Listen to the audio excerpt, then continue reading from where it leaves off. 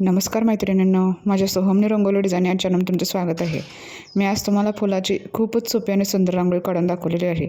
ही रांगोळी तुम्ही सकाळच्या काही गडबडीत फक्त 5 मिनिटात काढू शकता। त्यामुळे रांगोळी शेवटपर्यंत न स्किप करता नक्की बघा। रांगोळी आवडल्यास व्हिडिओला लाईक, शेअर आणि चॅनलला सबस्क्राईब नक्की करा। धन्यवाद।